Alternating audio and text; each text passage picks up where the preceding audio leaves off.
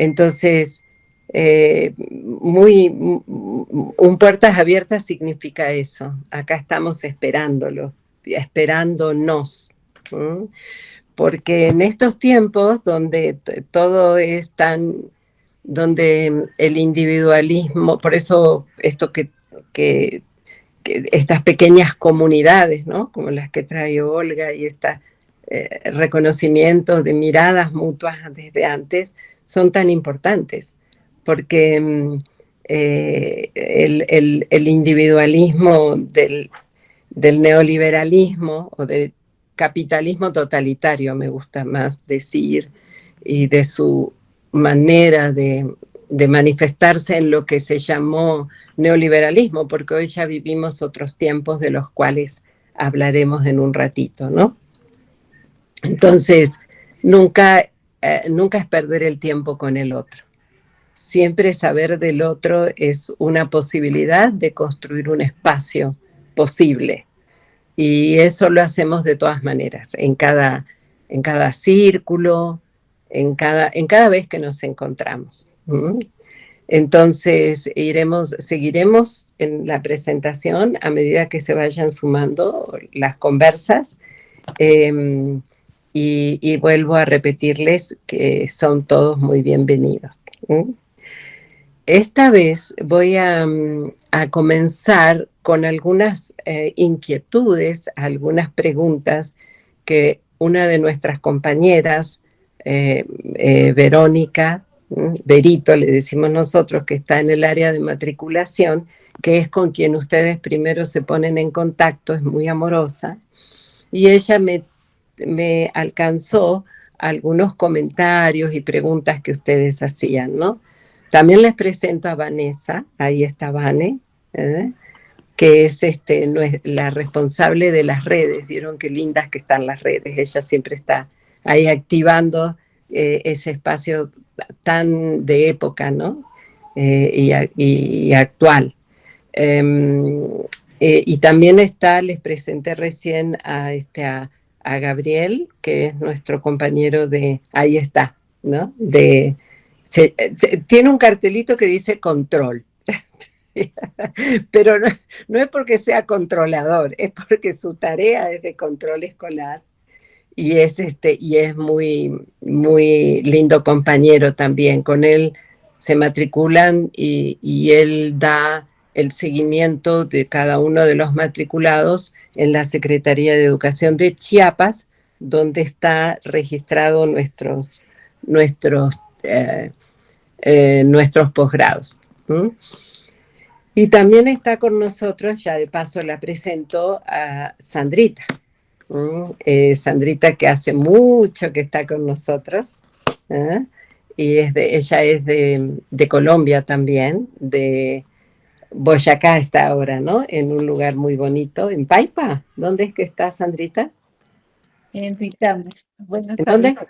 Huitama. Huitama. Estás en un lugar un poquito más frío que Gloria. Sí. Entonces, creo que bueno, Gladys, que es parte del equipo también, que está ahí tomando matecitos, y no sé quién más está, pero bueno, ya vamos a ir avanzando un poquito más. Bueno, les contaba que Berito me acercó algunas inquietudes que me gustaría iniciar con estas inquietudes. En primer lugar, porque son inquietudes que me permiten acercarme a ustedes desde ustedes. Y en segundo lugar, porque son inquietudes muy valiosas para nosotros, porque son preguntas muy importantes. Por ejemplo, ¿de qué se trata el proyecto de IPECAL?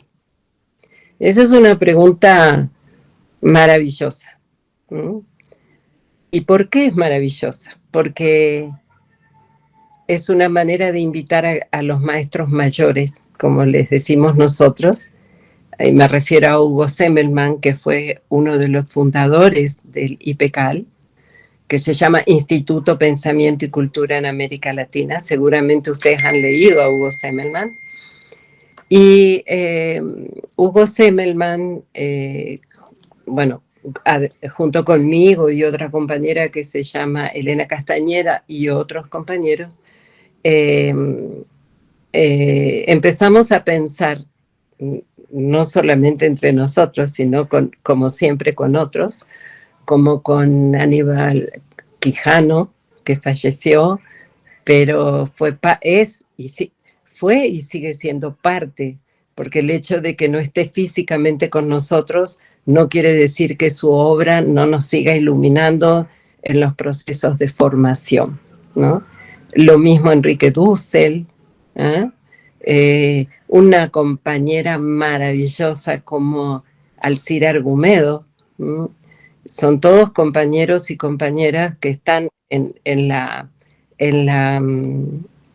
el comité académico.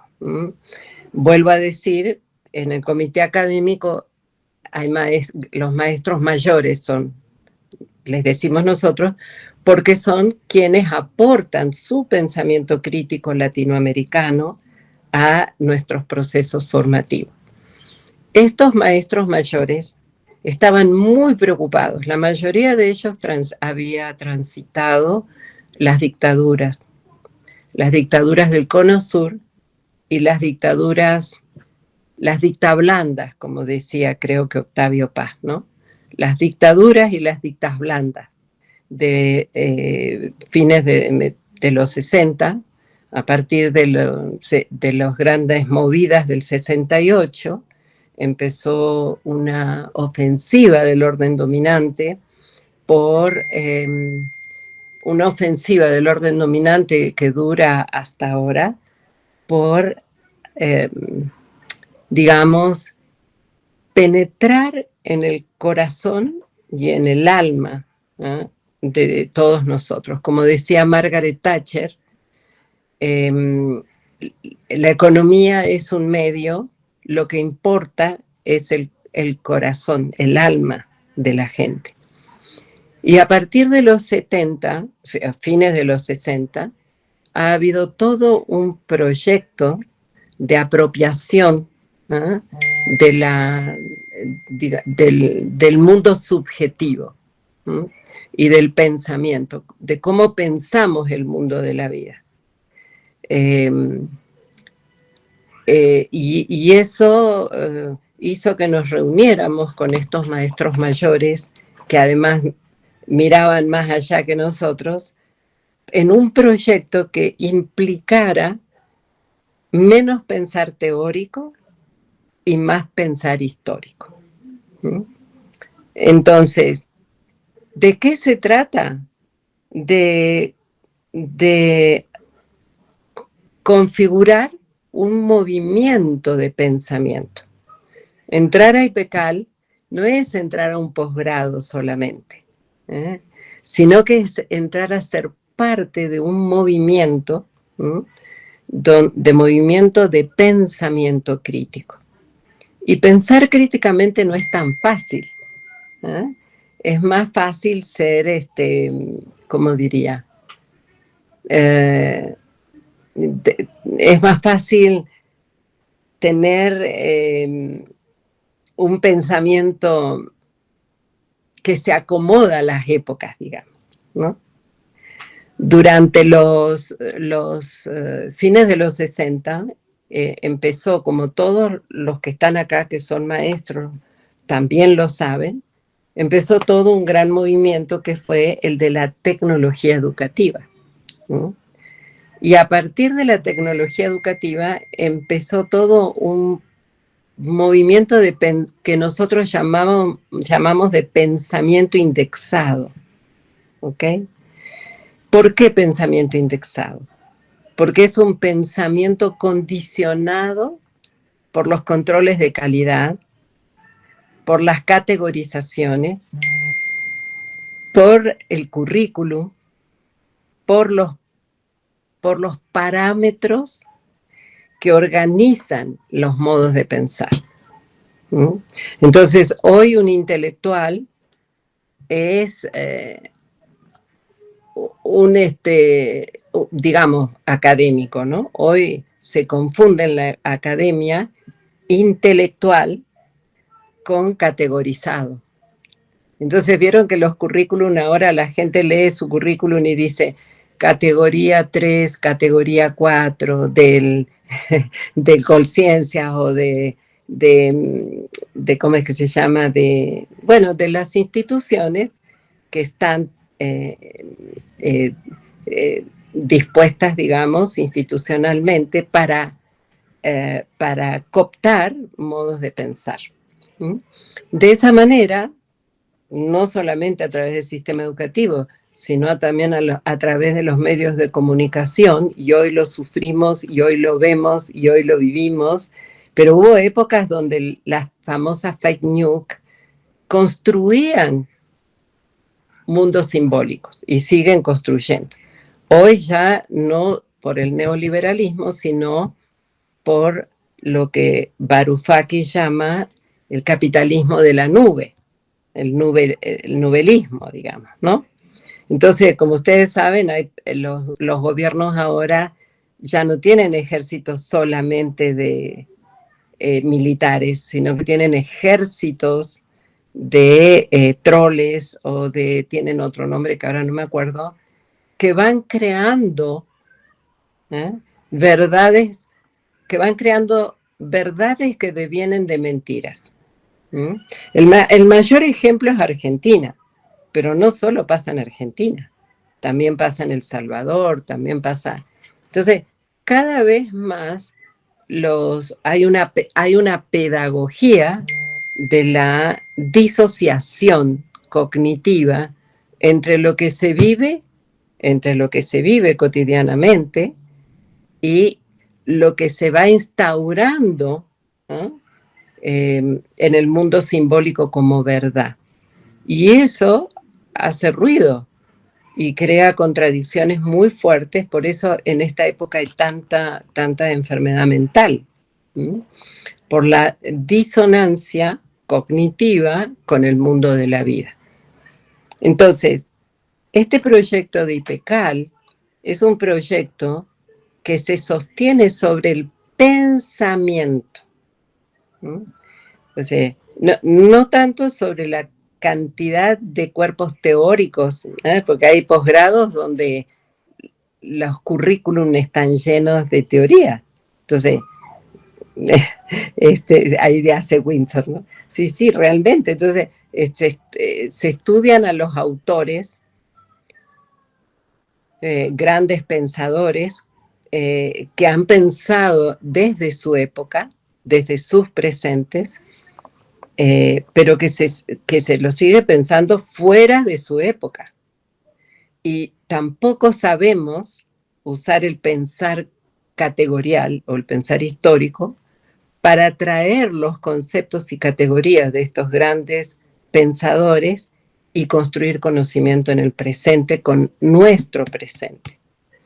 Eso implica una complejidad, pero no para leer a Morán, porque siempre digo lo mismo. Pareciera que el pensamiento complejo se resuelve con leer a Morán, pero nada más lejos que el pensamiento no digamos que un libro es un espacio con quien uno dialoga. El libro representa a una persona que construyó algo con quien dialogar. Pero si nosotros lo transformamos en letra muerta y lo volvemos un ícono, nos perdemos del diálogo entre conceptos y categorías para construir realidades diferentes. Bueno, no sé si estoy siendo un poco abstracta, pero lo que quiero decir es que nos reunimos un grupo de intelectuales, entre los que estaban los que cité y otros como Beatriz Gentile, como Beatriz Gentile de Argentina, la compañera Carla Westock también de Argentina, en fin, con la idea de construir una alternativa a un pensamiento demasiado deshistorizado. Si algo ha hecho el pensar el pensar técnico, digamos, esto, el pensamiento, como decía recién, el pensamiento pasado por las normas. Hoy las escuelas, los maestros son más administrativos que enseñantes en la relación sujeto-sujeto, sujeto-cultura, sujeto-realidad. Bueno, eso hay que reaprenderlo. Eso hay que reaprenderlo, porque cada vez nos despojaron más. Ya no es solamente el pensamiento mágico religioso que nos impusieron los colonizadores españoles, sino que después fue el pensar teórico con los estados-nación, y después fue el pensamiento indexado a partir de los 60, donde todo nuestro pensamiento se bancarizó. Cada vez que a uno le dicen hay que escribir un artículo, entonces uno dice, ¿pero está indexado o no está indexado? No importa tanto lo que uno diga, sino si está indexado o no está indexado. ¿Cuánta paguita, como dicen en Chiapas, cuánta paguita me va a dar esto, ¿no? Si yo hago un diplomado, ¿cuántos puntos me va a dar en la carrera magisterial para aumentar la paguita? Entonces, se monetarizó la vida cotidiana y al monetarizarse, la lógica de interés supera la lógica de la racionalidad científica. Entonces, en el marco de la racionalidad moderna, analítica, racionalidad científica, se incrusta estos momentos donde se empieza a rearticular ese pensamiento moderno en unos pensamientos más específicos a la época. Y actualmente el pensar logarítmico. Nosotros estamos en este momento, digamos que los medios no solo los medios de comunicación, toda nuestra vida está organizada por los algoritmos. Entonces, es tremendo, porque entonces uno va armando pequeños clubes por las redes de gente que piensa como uno y uno cree que es el mundo y resulta que son. El algoritmo se ocupa de juntarnos con los que pensamos más o menos igual. Y nosotros creemos que es el mundo, pero no. Se va cada vez fragmentando más el pensamiento. Entonces, frente a eso, el pensar algorítmico, ahora hay un pensar que es diluido.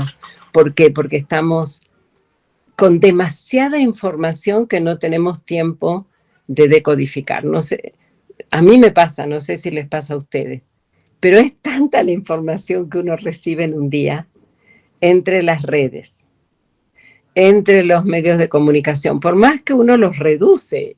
Tengo compañeras que me dicen, yo no miro tele, pero no es solo la tele, es todo, es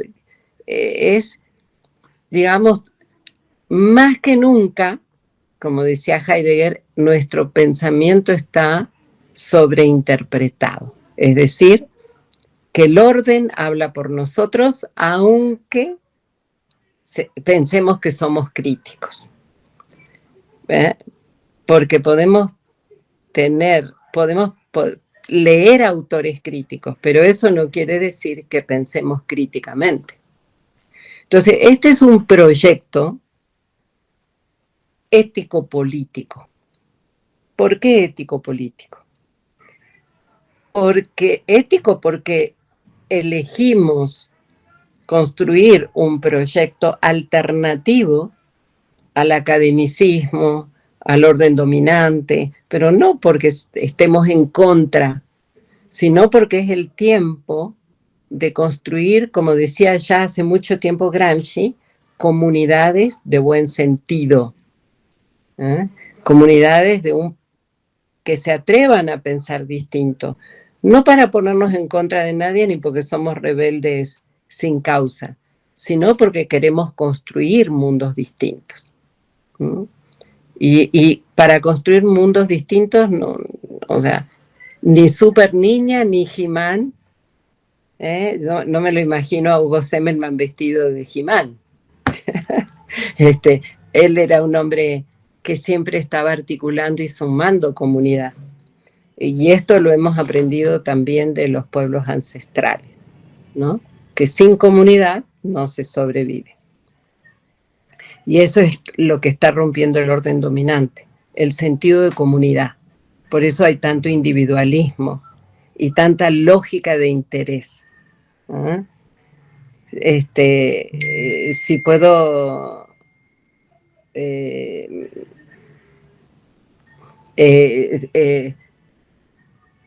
si puedo ganar algo, entonces intento ganarlo más por sobre el otro a veces, ¿no?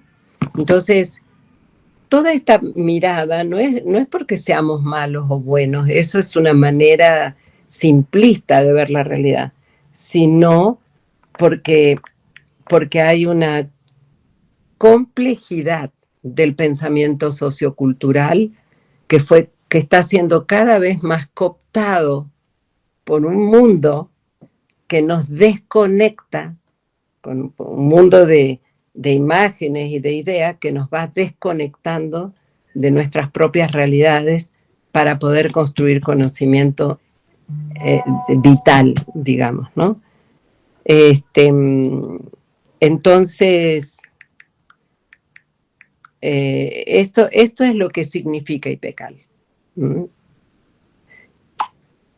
Significa la apuesta por un proyecto de transformación social, pero de vida cotidiana, donde cada uno de nosotros, sobre la base de los campos mórficos, que es una idea tomada de la física cuántica, y de la biología también. ¿Qué son los campos mórficos? Siempre pongo el mismo ejemplo, los que me conocen, porque me parece muy práctico, ¿no? Muy, muy práctico y muy real, ¿no? Y además, porque por lo menos mi mamá me decía, tenés que estudiar para ser mejor que yo, ¿no? Todos nuestros padres siempre buscaron que fuéramos mejores que ellos, ¿ok? Y generaban las condiciones como podían para que así fuera, a pesar de momentos muy difíciles. ¿Okay? Y por supuesto que esas condiciones que ellos generaron en lo micrológico, en la vida familiar, hicieron que muchos de nosotros mejoráramos nuestra calidad de vida. Eso es lo que incluso ha creado la clase media, ¿no? Monstruosa. Digo monstruosa porque después se confunde esta clase media entre que puede comprar un auto y puede comprar una casa y ya se cree clase acomodada. Y entonces deja de mirar a las mayorías, ¿no? Pero esa modificación de las condiciones de vida que crearon nuestros padres desde lo micrológico ha hecho que nosotros tuviéramos otras condiciones. Y si sumamos y sumamos las diferentes condiciones de cada uno de nosotros, eso es construir una realidad distinta. Y eso es lo que hace el campo mórfico. El campo mórfico habla de las transformaciones del más uno. Incluso hay una teoría, creo que es una japonesa, que nunca me acuerdo el nombre, que escribió una teoría que se llama el más uno, que estudiando a los monos, cuando le enseña a un mono a hacer algo distinto, ese mono es alejado de la comunidad al principio, pero por imitación, los otros monos empiezan a hacer lo mismo y lo integran y cambian sus prácticas, sus relaciones, ¿no? Prácticas, relaciones y representaciones. Y eso es lo que trabaja el orden dominante. Prácticas, relaciones y representaciones. Prácticas, relaciones y representaciones. Por ejemplo, la desconfianza y la inseguridad es una construcción social, ¿sí? Entonces, cuando yo vivía en Argentina, porque, bueno, no lo dije, pero soy argenmex, enamorada de México y también siempre latiendo un pedacito de corazón por Argentina. Ahora los compañeros de Colombia dicen Colombo, México, Colombo, Argentina, porque Colombia, he estado mucho en Colombia y me encanta. Entonces, porque América Latina, la patria grande, nos encuentra siempre. Entonces,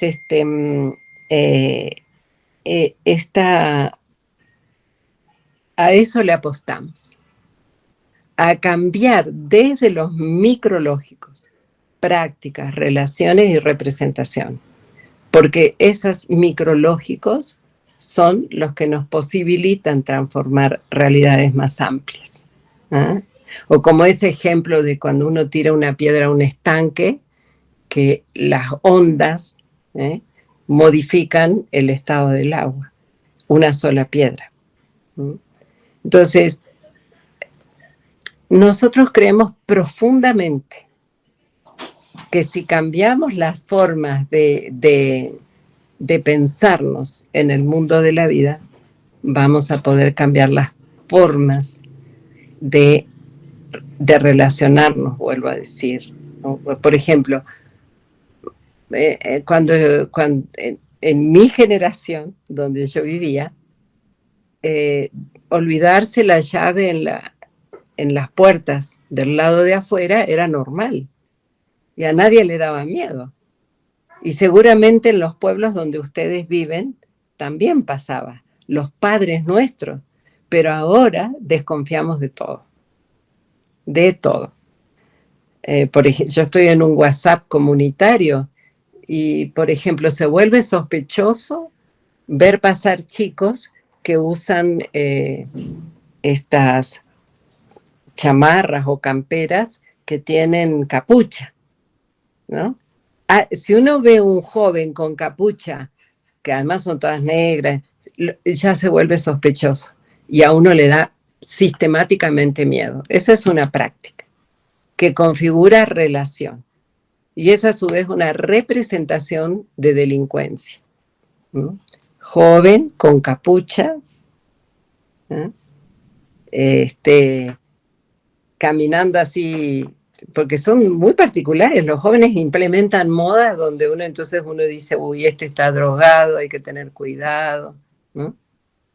Entonces, la representación es una construcción sociocultural que nos significa en el mundo de la vida micrológica. Y de eso se ocupa IPECAL, de desarmar creencias, mitos y ritos que parecen verdad, pero que no lo son. Es ahí donde se rompe la colonialidad. No es leyendo un libro de colonialidad que uno deja de ser colonizado, sino reconociendo las propias creencias que hacen que uno esté colonizado. Y después tomar decisión con esas creencias. Entonces, el proyecto IPECAL es un proyecto de liberación del sujeto y su subjetividad. Y cada sujeto que se libera de sí, ¿sí?, en relación de conocimiento, se transforma en un sujeto revolucionario, aunque no esté. Semmelman decía, es época de luchar por almas y no con armas. Entonces, esa es la apuesta. ¿Por qué es ético-política? En primer lugar, porque es una opción ética. Ética implica opción. No es lo mismo que moral. Entonces, ¿ustedes me ven? Ahí está. Entonces, ética implica opción. Y política, porque hace referencia no a lo político partidario, sino que hace referencia al animal mamífero hominizado. Los animales mamíferos hominizados, es decir, nosotros construimos sociedades. Y en esas sociedades construimos culturas. Y en esas culturas construimos representaciones, vuelvo a decir, modos de operar con la realidad. Por eso uno va, bueno, además yo estudié antropología, además de psicoanálisis y pedagogía. Entonces a uno le fascina, cada país que va, es como, tienen otros códigos de formas de mirarse la gente, ¿no? Entonces, eso implica reconocer que nos constituye. ¿Y a quiénes está dirigido?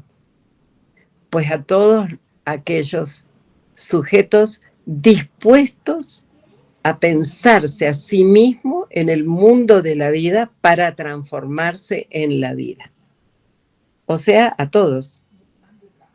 Ingenieros, abogados, ¿eh?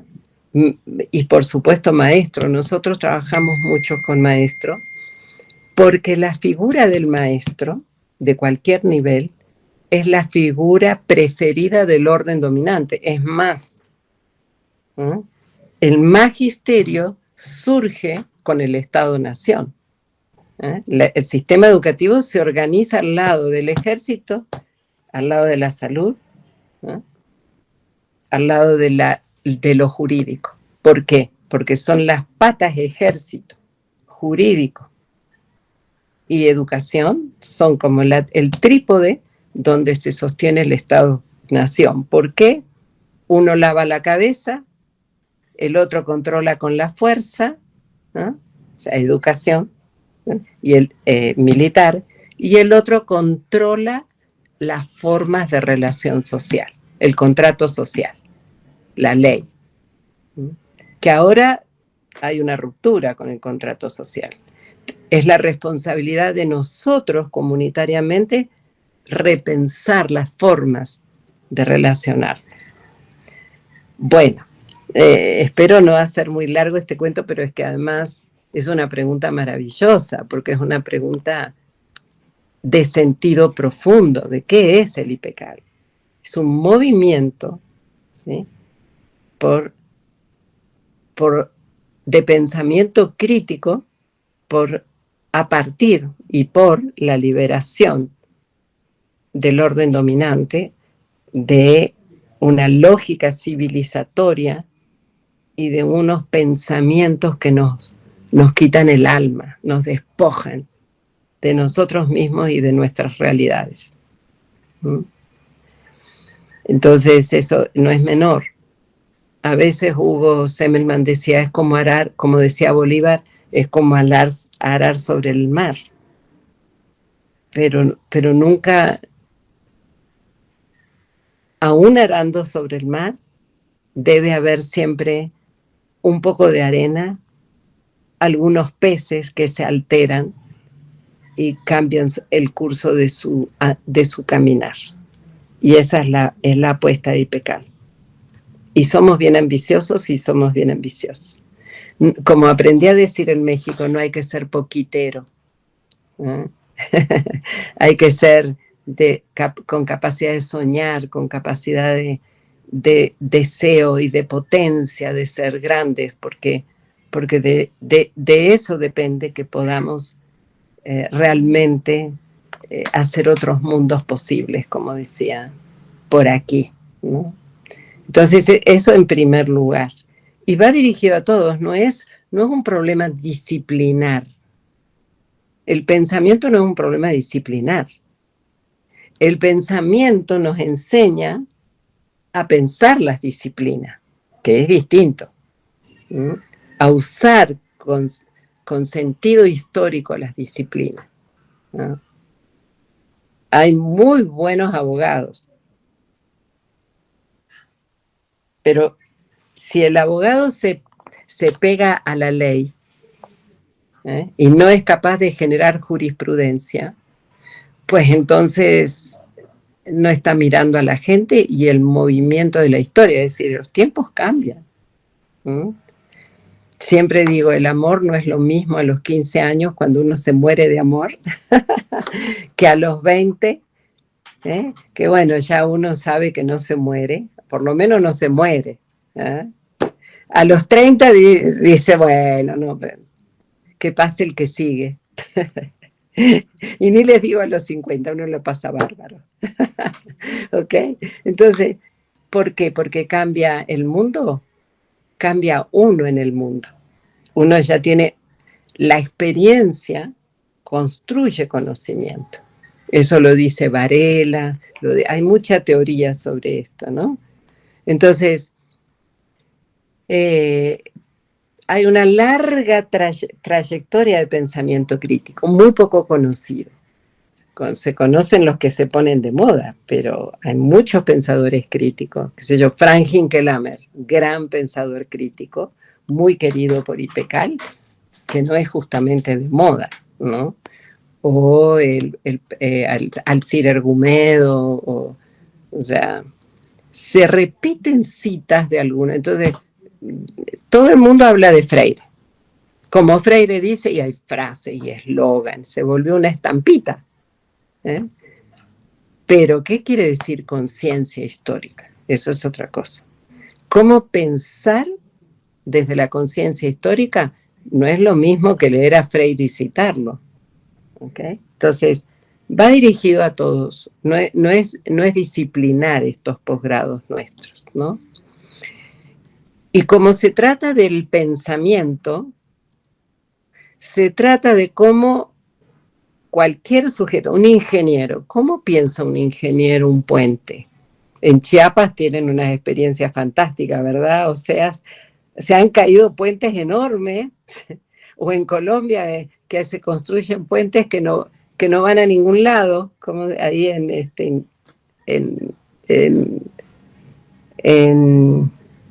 bueno, un espacio donde hay mucha negritud.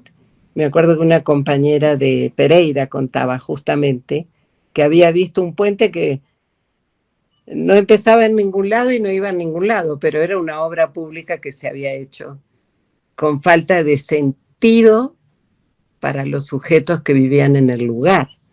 Entonces, la lógica de interés es un modo de pensar. Tratar de pensar en mi beneficio personal sin pensar en el sentido que tiene una obra,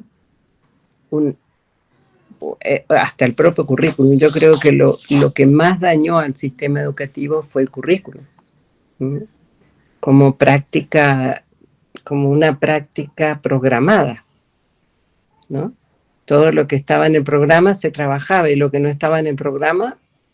Cuéntanos, Gloria, gracias, porque estoy hablando demasiado. Muchas gracias. Cuéntanos. No estás hablando demasiado, sino que me acordé de eso lo que acabas de decir, un puente que empieza pero no se sabe para dónde va.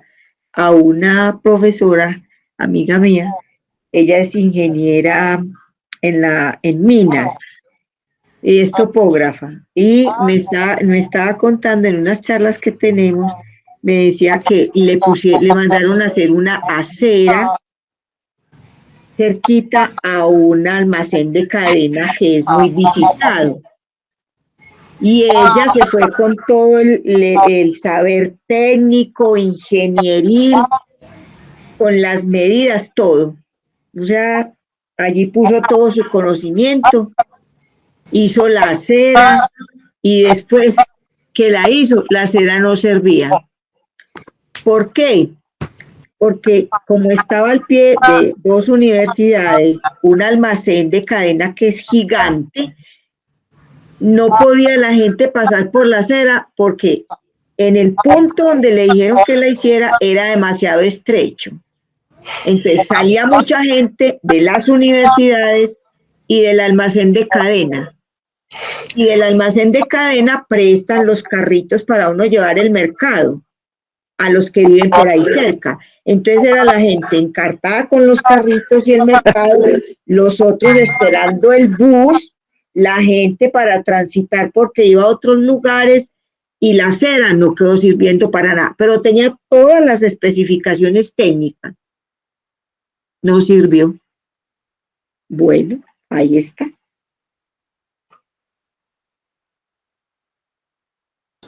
Su micrófono, doctora. Perdón. Es gracias.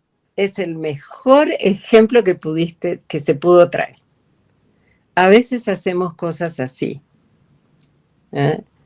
En el sistema educativo eso se hace mucho. Porque uno aplica el currículum, como nos contaba ahora hace poco una compañera que vino de Argentina que tiene 3 hijos. Entonces hubo un problema con fue a hablar con la maestra por un tema que había con la hija mayor y su grupo. Y la respuesta de la directora y la maestra fue: yo aplico el currículum. Entonces, es igual que la cera. Yo puedo aplicar el currículum, pero si no, el mismo currículum lo aplico con compañeros indígenas, con compañeros citadinos y con compañeros de sectores populares, va a tener distinto efecto, porque somos los sujetos los que le damos sentido. Porque lo que dice Gloria acá es maravilloso. No tuvo sentido para la gente, ni para la empresa. Y así se pierde mucho tiempo, economía psíquica y económica, ¿no? Cuéntanos, Gloria. 2 cositas para no volverme cansona. Le pagaron muy bien, pero eso no sirvió para nada. Y voy a poner, yo siempre, ya no voy a la escuela, pero siempre trabajé en la escuela como profesora de preescolar. En la escuela, ¿cierto? Y también trabajo en la Universidad de Antioquia. Estando en la escuela, hay un programa del Ministerio de Educación Nacional que se llama el PTA, Profesores, ¿cierto? Bueno, entonces la formadora del PTA nos reunió a todas las profesoras de preescolar y nos dijo: les traje, yo soy muy histriónica, les traje un video divino para que se lo pongan a los niños, es hermoso. Y yo he sido más bien como fastidiosonga. Entonces, yo le dije: pongamos a Margarita, ¿nos va a servir a todas? Y dijo: sí, es divino, ay, es divino. Y yo le dije: bueno. Lo puso y era esto: la familia ideal, que son el papá, la mamá, una niña con 2 coleticas, un niño con una cachuchita y un perro, ¿cierto? Y atrás una casa lo más de linda. Entonces lo que mostraba el video era una niña acostada en una cama muy linda, una mamá que rezaba con la niña, la cobijaba, rezaba, le daba su beso y se iba para su cama la mamá con el papá, todo perfecto. No, al otro día se levantaba la mamá, el desayuno, no sé qué, la mamá salía a trabajar, el papá, todo perfecto. Y yo le decía: yo no puedo usar ese video. Glorita, no seas así, ese video es divino, es lleno de amor, el cuidado de la mamá, mira. Le decía: Margarita, decime yo qué le digo a X que le mataron la mamá en el barrio. O sea, le digo: niños, todos pueden ver, pero usted no, porque usted no tiene mamá. Le digo a los otros: usted tampoco, porque es que en su casa viven en una sola pieza todos. Entonces, ¿qué les digo? No, ustedes no, esto es solamente para los que tienen una casa con habitaciones, sala, comedor, cocina, y tienen una mamá que se ocupa. Entonces, cierro con esto. Eso que está curricularmente ni siquiera es pensado, es inventado. Las realidades no son esas. Y ya quería mi compañera Margarita a toda costa, que eso era maravilloso. Y yo dije: sí, pero no en mi salón. Ya, corto ahí, gracias. Fantástico, Gloria, fantástico. Porque para empezar, en esta época, una familia, así, esa familia ideal, si vos decís, bueno, elijo quienes tienen familia ideal, queda 1 o 2 o 3, porque todos tenemos familias alteradas. Ahora también con el tema de las identidades de género, entonces hay dos papás, dos mamás, o sea, no, el mundo ha cambiado mucho, por lo tanto, o en zonas de calor que duermen en hamaca, o en zonas de pobreza que duermen en hamaca, o como decís, en zonas de guerra, o en zonas de mucho narco, porque acá en México también, en toda América Latina, ¿eh? Entonces las cosas no son así, no son así. Hay acá escuelas donde las maestras le tienen que enseñar a los chicos cómo protegerse de la balacera.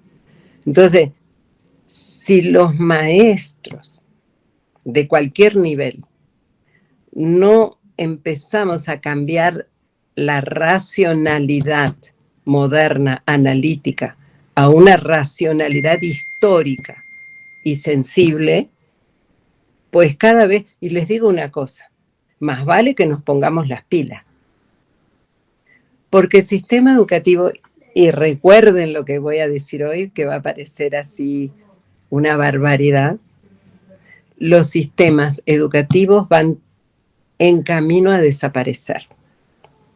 En México va a ser un poco más complicado por la cantidad de gente que tiene México, son 145 millones de habitantes, no es tan fácil. Pero hay muchas maneras que, miren, ahora Trump, yo no sé hablar muy bien inglés, Trump o Trump, como le quieran decir, ya decretó la desaparición del Ministerio de Educación gringo. Y toda la responsabilidad de la educación está organizada por software para homeschooling. ¿Mm? Hay universidades que ya han reemplazado a sus profesores en América Latina, en Colombia específicamente, que han reemplazado a sus profesores por la inteligencia artificial. Eso está pasando ahorita. ¿Okay? Hay otras maneras de poner a agonizar el sistema educativo. La falta de presupuesto, como en Argentina. Ustedes saben que están cerrando las universidades, los profesores están, o sea, los hospitales, porque son maneras de ir ahogando lo que tiene que desaparecer. Pero esto se construyó hace rato, no es de ahora. Y los maestros, por lo general, seguimos dando clase como nos daban clase a nosotros, los maestros de antes. Ni siquiera cambiamos los lugares de los bancos. En Manizales, no voy a decir en qué universidad, pero hay una universidad donde yo he ido, espero que ahora lo hayan cambiado, que tenían los bancos atornillados, de madera y atornillados. Entonces, esa es la muestra, es síntoma de que nosotros cambiamos nuestra manera de vivir, pero no hemos cambiado nuestros modos de pensar. Hemos cambiado maneras de vivir, pero no cambiamos modos de pensar. Y queremos mantener el mundo como nos enseñaron a pensarlo, pero el mundo va cambiando muy rápido, muy rápido. No voy a dar datos de mi edad, pero verán, peino canas. Yo siempre cuento, porque me encanta, que al papá de mis chicos, de mis hijos, le escribía cartas. Y se vendían unos papeles bonitos de colores. ¿Eh? Era muy hermoso. Y entonces, pero la relación tiempo-espacio era una relación humana. Entonces, yo iba al correo, mandaba la carta. Y el tiempo de espera de la respuesta era un tiempo maravilloso, pero era el tiempo humano de que una carta viajara y regresara la respuesta. Hoy por hoy, la relación tiempo-espacio ha cambiado tanto que cuando el email se demora un minutito empezamos a ver qué le pasa a la computadora. Toda la cosa epistolar perdió presencia. Lo que tiene presencia ya ni siquiera es el email. Nosotros tenemos problemas porque nuestros estudiantes a veces no leen los emails, porque lo que leen es el WhatsApp, que es más rápido. Ahora la inteligencia artificial ya no está solamente en el GTP, sino que además está en el propio celular. ¿Okay? Entonces, cambian nuestras prácticas, pero nuestro pensamiento sigue entrampado en lo que aprendimos culturalmente. Y eso genera desfases de orden lingüístico, de orden simbólico y de orden material. Cuéntanos, Emilio.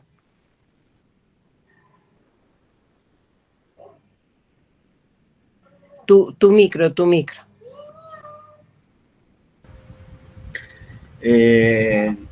Por una parte conmovedor y por supuesto fascinante estas reflexiones que haces, pero le genera la inquietud, ¿no?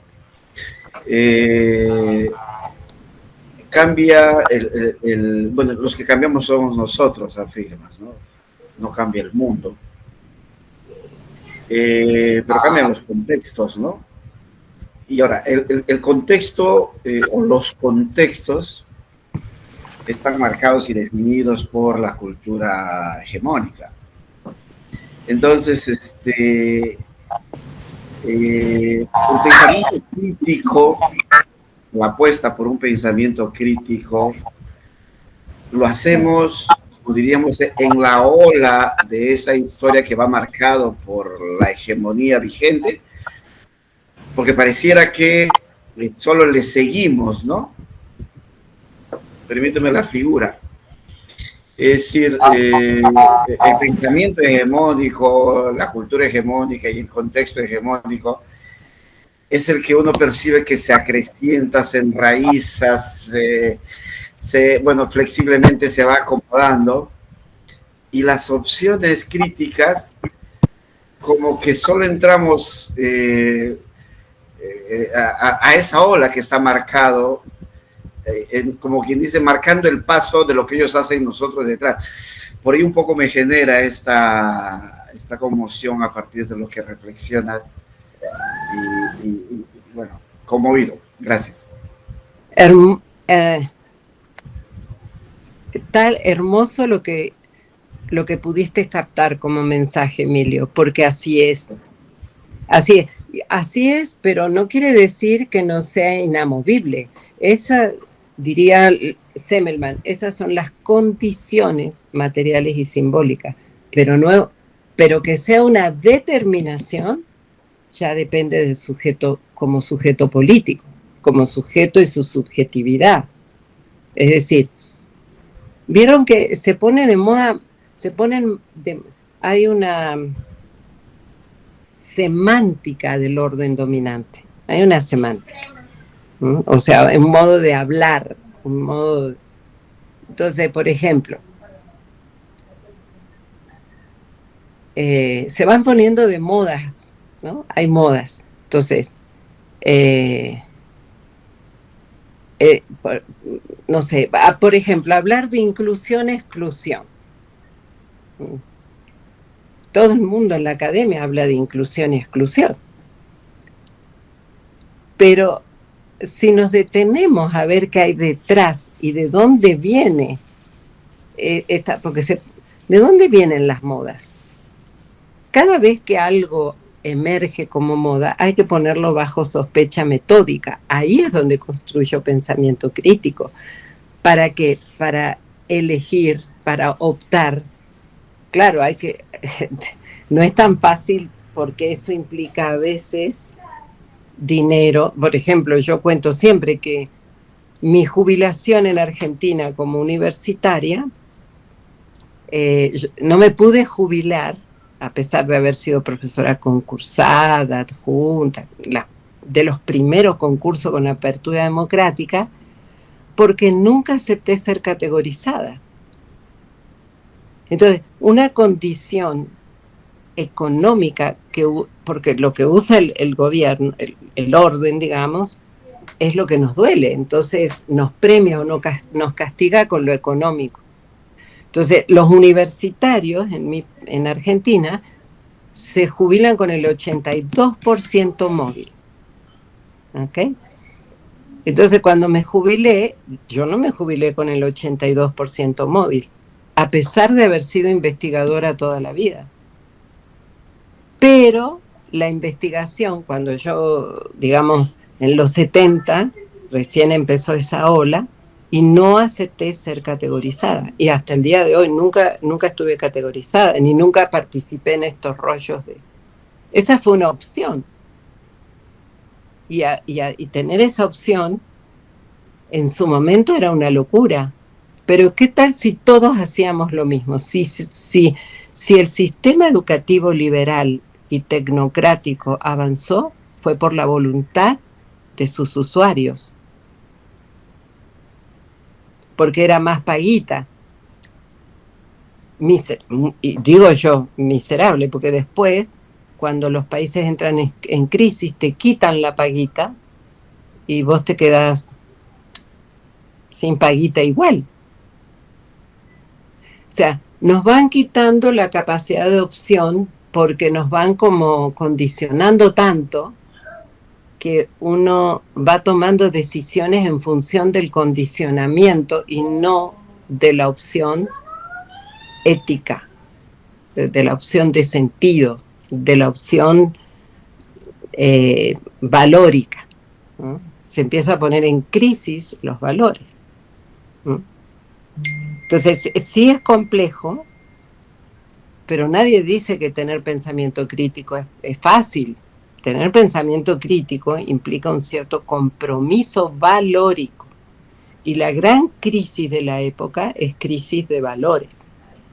Entonces, esta reflexión que trae Emilio no es menor, porque el orden dominante nos llena de caramelitos. Antes era espejo de colores, ahora nos llena de posibilidades fundamentalmente económicas, ¿no? Porque a todos nos gusta ganar bien, ganar un poco más, ¿no? O sea, pero eso no es solo la vida también tiene otras condiciones.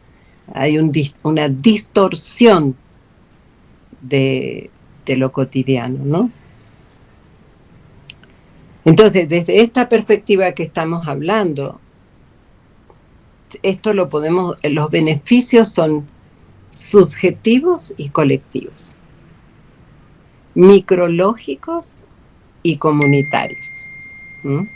Entonces, ¿por qué? Porque es una manera de relacionarnos. La epistemología implica eso.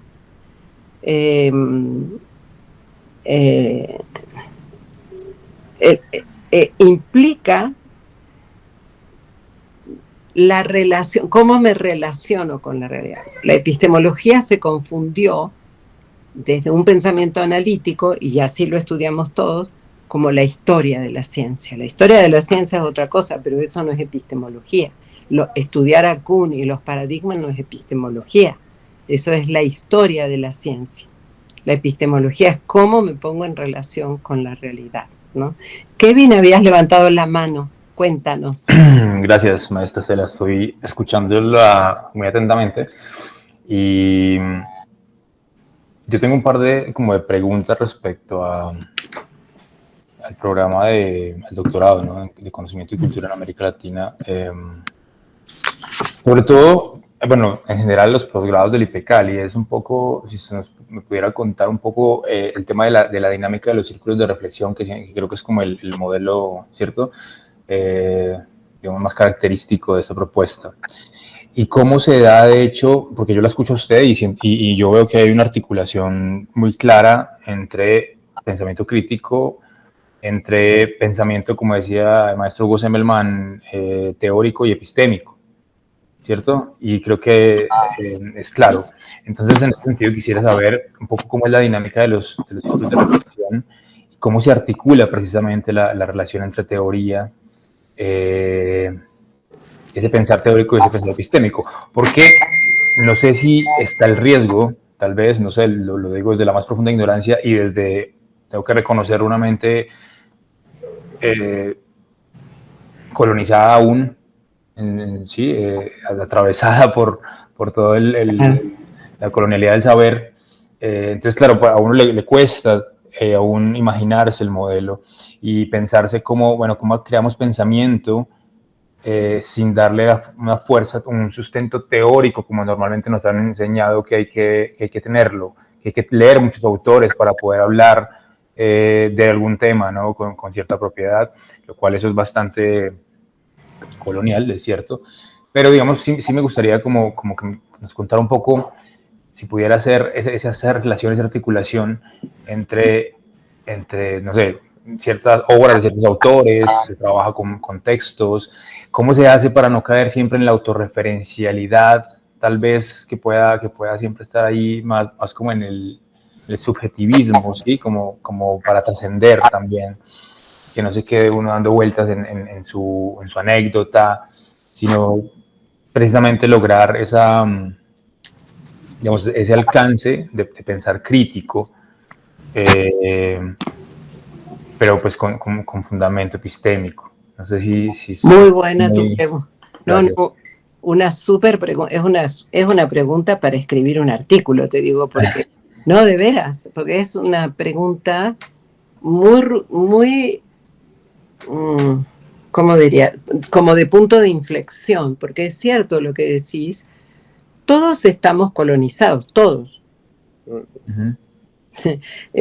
También Dussel, también Hugo Semen, o sea, y nosotros todos, porque todos pasamos por un sistema educativo de Pink Floyd, digamos, ¿no? De la pared, que seamos para todos igual, homogéneo, que es, digamos, que es la perspectiva de la racionalidad moderna del pensamiento analítico, la homogeneización. Si hay algo que le da miedo al pensar analítico es lo diferente, porque eso implicaría otra manera de pensar el mundo desde las diferencias, por eso se clasifica todo. Entonces tu pregunta no es una pregunta menor, es una pregunta epistémico-política nada menor. Entonces, la primera cuestión que quiero decir es que estamos todos colonizados, eso hay que asumirlo, ¿no? Cuando nosotros decimos o cuestionamos el pensar teórico, y por eso es tan buena tu pregunta, no quiere decir que no pensamos con teoría, que no vamos a usar teoría, sino que lo que decimos es, corramos un poquito la teoría para incorporar realidad, para incorporar presente, que es distinto, no es que dejamos afuera, entonces, quiere decir darle un sentido a lo teórico, que sea una herramienta y no la centralidad de los procesos de formación. Toda nuestra educación está centrada en el contenido y la investigación en temas. Sí. En temas. Entonces nosotros decimos, bueno, ¿cómo sería pensar un pensamiento crítico de eso? Bueno, cambiar tema por problema en la investigación. Ahora, eso es fácil decirlo, pero ¿cómo construís un problema?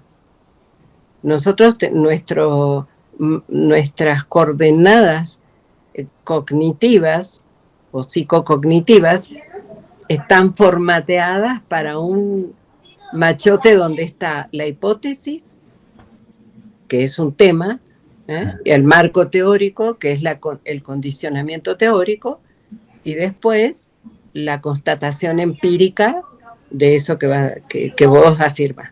Sí. En cambio acá decimos, no, vamos a charlar entre todos, ¿no? A ver, ¿cuáles son, por ejemplo, en un círculo de reflexión, en los que recién inician, ¿no? Entonces decir, bueno, ¿cómo empezamos? ¿De dónde vienen? ¿Cómo vienen?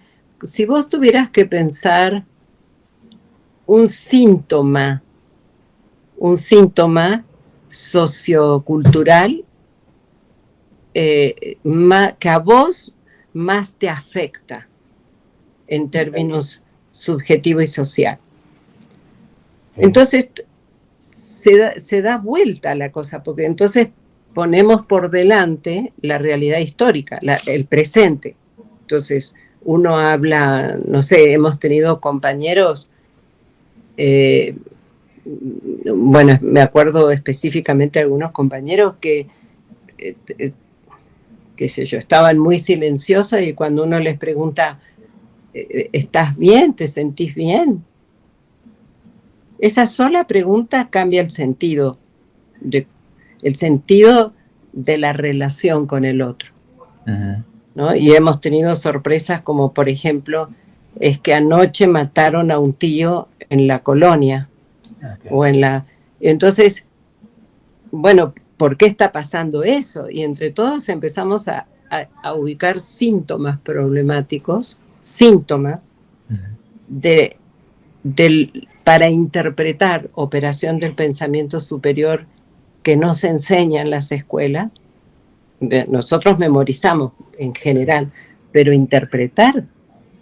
Entonces el círculo son pequeños grupos donde se empiezan a articular síntomas de la realidad para construir problemas. Pero cuando empezamos a construir esos síntomas de la realidad, empieza a haber una subjetividad, porque vos decís, bueno, pero a vos, ¿por qué te afecta eso? Claro. Y otro sale y dice, bueno, pero en mi colonia eso, por ejemplo, un compañero que vive en la, no se dice colonia en Medellín, se dice, ¿cómo se llama? Comuna. Comuna. En la comuna 13 eso es súper común. O sea, a todos nos ha pasado. O en Toluca, ¿no? En el municipio, no en Toluca, en el Estado de México, hay directores que nos contaban que tenían que pagarle también al narco para poder hacer modificaciones en la escuela. Entonces, de repente empieza todo el mundo a hablar de lo que realmente está pasando. Pero ¿por qué a unos les afecta y a otros no? Y entonces ahí viene otro campo, otra dimensión, que es la subjetiva.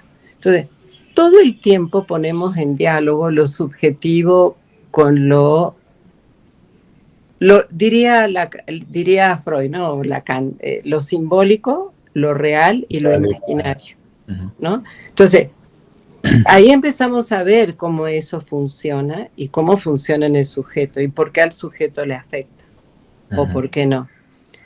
Ahí se van construyendo problemas, pero también se problematiza el sujeto frente a lo que ocurre y empieza a adquirir, apropiarse más bien, de una manera de observar otra función del pensamiento que no se usa, se vuelve más observador, empieza a interpretar y a diferenciar síntomas, tematiza menos, porque los temas son síntomas que se vuelven así como importantes, pero en realidad el tema depende de muchas otras cosas, ¿no? O sea, hay compañeros que vienen con el proyecto de investigación hecho y dicen, mi tema de investigación es no sé, el género. Bueno, ahora sí. Todo el mundo, antes era la evaluación, después eran las competencias, que se ponen de moda y la gente investiga todas, y ahora últimamente es el género, ¿no? Entonces, el patriarcado, bueno, pero entonces hay que ponerlos bajo sospecha. ¿Por qué? ¿Por qué te interesa a vos trabajar eso?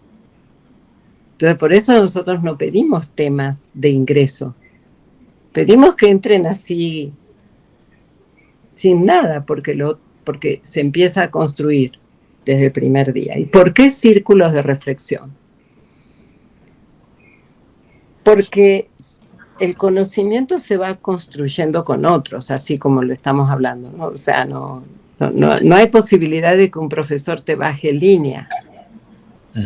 Nosotros cuestionamos lo que Lacan llama el sujeto del supuesto saber. ¿Y qué es el sujeto del supuesto saber? El que se cree que la sabe toda. Y entonces los maestros generamos esa sensación, ¿no? De que la sabemos todas, por lo menos de nuestra disciplina. y cortamos un puente, porque primero no las sabemos todas, y segundo, el que tenemos enfrente puede cuestionar lo que nosotros creemos que sabemos. ¿Dónde hay espacio para eso? Entonces se arman debates, por supuesto, y acá viene la otra cosa. En un círculo, por eso se llama, el círculo de reflexión tiene, por supuesto, aportes teóricos. Aportes de Pichon-Rivière y el grupo operativo, aportes de la Escuela Francesa de Grupo, de la PASAT, ¿no? Aportes de Freire y el Círculo de Cultura, ¿sí? Aportes de Jung y el Círculo de Eranos. Entonces, ahora, no es que nosotros trasladamos esos cuerpos teóricos, sino que construimos una idea, una metodología que se llama círculos de reflexión, y acá viene una parte de la respuesta a tu inquietud. Tomando conceptos y categorías teóricas, que no es lo mismo que tomar la teoría. O sea, ¿vos qué estudiaste? Comunicación, y tengo maestría en artes.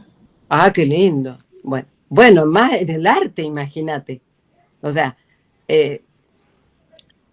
bueno, ahí si no observás, si no interpretás, digamos que, bueno, eso es para los artistas, porque cuando estudias, por ejemplo, cine, yo de la Nacional asesoré a una niña divina que no le aceptaban como tesis el detrás de cámara. Y ella me decía, lo más interesante que tiene una obra, el director de cine, es lo que ocurre detrás de cámara. Porque detrás de cámara dilucidas los personajes, si hay identificación o no con los personajes, el contexto. Ocurre toda una vida en el detrás de cámara. ¿Cómo se articula el detrás de cámara con la obra? ¿O queda afuera con los sujetos concretos? ¿No? Entonces, ¿qué quiero decir con esto? Cuando uno entra a un círculo de reflexión, a un grupo se construye, no se entra. Okay. Entonces, cuando vos, suponete en comunicación, típico, bueno, ya no sé si lo enseñan, ¿no? Pero input-output, por ejemplo, ¿no? La comunicación es input-output, hay un receptor. No, afortunadamente ya no así. Ya no, menos mal. Sí. Me quedo tranquila, porque yo me acuerdo que le decía, hay un receptor. Muy instrumental, absolutamente. ¿Cómo? Esa es una mirada muy instrumental de la comunicación, lastimosamente, pero digamos que ya el paradigma ha ido transformándose un poquito. Qué bueno, porque la comunicación, decía Lacan, ¿no? Es algo imposible. Pero entonces, ¿cómo hacemos para comunicar? Entonces yo preguntaría, bajo qué condiciones nos podemos comunicar? Cuando haces esa pregunta en un círculo, silencio. Claro. Porque es que ahí ya no podés contestar con una teoría, sino que tenés que ponerte a pensar cómo se articula esa respuesta, de dónde sacás la respuesta. Claro. Y ahí ya empieza la problematización, ¿no? Sí, dale. Y, digamos, el tema ahí como de diálogo con otros autores es más digamos, en el mismo círculo se ha dado sugerencias sobre un texto. Por ejemplo, no sé, el tema de la raza es un tema que para mí es un problema que digamos, considero fundamental para pensar. Digamos, si se diera en un círculo de reflexión, en esos casos se acompaña de lecturas o buscamos más el espacio para el dialogar. Total, sí. A medida que van emergiendo, diría Boaventura, ¿no? La sociología de las emergencias. Sí. De las emergencias y de las ausencias. Entonces, el emergente es un concepto de Pichon-Rivière en el grupo operativo. Emerge. porque los sujetos no están programados. Boa lo usa como la emergencia social. Entonces, aprender a leer los emergentes para ponerlo en problematizarlo, hay un primer nivel que es la experiencia. ¿De quién? De los sujetos que están ahí. Ese es el primer nivel de conocimiento. El segundo nivel de conocimiento es la vivencia. ¿Cómo me afecta? Es un segundo nivel de conciencia, el conocimiento como... ¿Cómo me afecta esto? Recién ahí podés llegar a la conceptualización. Cuando llegás ahí tenés que pedir auxilio, porque claro, ahí están los autores, entonces, pero no lo traes a Foucault y lo que Foucault dice, sino que tenés que ubicar cuáles son los conceptos y o categorías Foucaultianos que te permiten, para pedirse las palabras claves, digamos, claro, que usa Foucault, suponete, en la...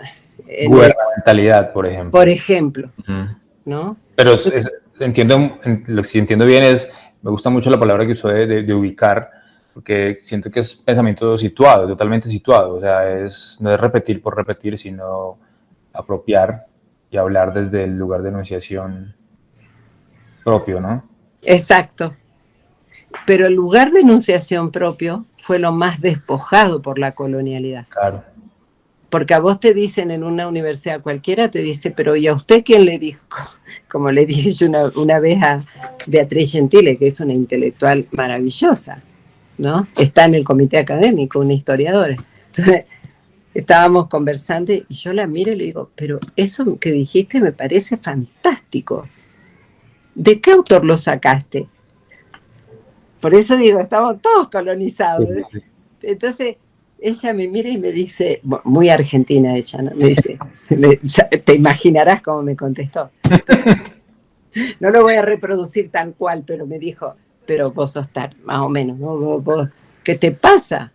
¿Que no lo puedo pensar yo? ¿Por qué me preguntás el autor? ¿O vos te crees que yo no me da la cabeza? Estaba tan ofendida y me puso un espejo. Porque yo digo, pero ¿cómo me atreví? O sea, ¿por qué no creo que ella puede construir eso? Y eso que estaba yo respeto y admiro a Beatriz. ¿Qué te quiero decir con esto? Que el sistema educativo desautoriza todo el tiempo la voz del sujeto. Uh-huh. Entonces, por ejemplo, y vos lo sabés, en Colombia tenés que tener 35 autores en tu tesis. A mí me llegan las tesis para leer 35 autores y de no más de 5 o 10 años atrás. 5, ¿no? O 10, más o menos. Así es. ¿No? Entonces, claro, me mandan una tesis de... Siempre cuento esta anécdota porque una tesis sobre el rol del profesor, del intelectual. Entonces yo le digo, pero a esto tenés que leer a Gramsci. ¿Y qué me dice la chica joven? Me dice, ¿y de qué año es su texto? Sí. No, es una pobreza de pensamiento, no se leen los clásicos, porque hay que aprender a leer a los autores, no es lo que el autor dice tal cual, son las palabras claves que le ayudaron al autor a estructurar su pensamiento. El asunto es cómo estructura. Por ejemplo, ¿cómo se estructura un pensamiento, el pensamiento de un comunicador? ¿Cuáles serían las claves, las palabras claves que hacen a un buen comunicador? Bueno, siempre hay posiciones al respecto, pero bueno, yo diría, no sé, mediación. Por ejemplo. La mediación es fundamental.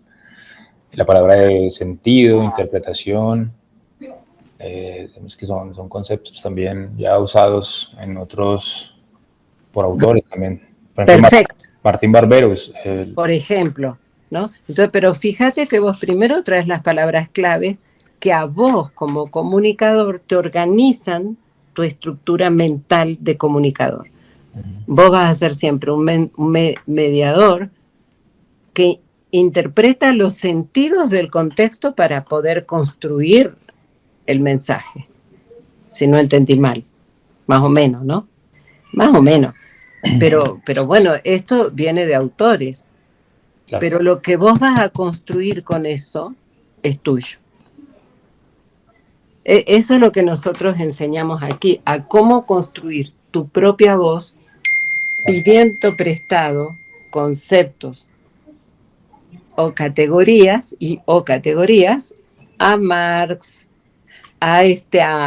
no sé, a Martín Barbero. Que eso además es, o sea, porque por experiencia me ha pasado cuando yo resulto de pronto interesado en algún tema y quiero escribir algo. De hecho, ando en una crisis tremenda por eso, porque cuando me siento que quiero escribir, yo siento que ya lo dijeron todo y me da miedo hablar.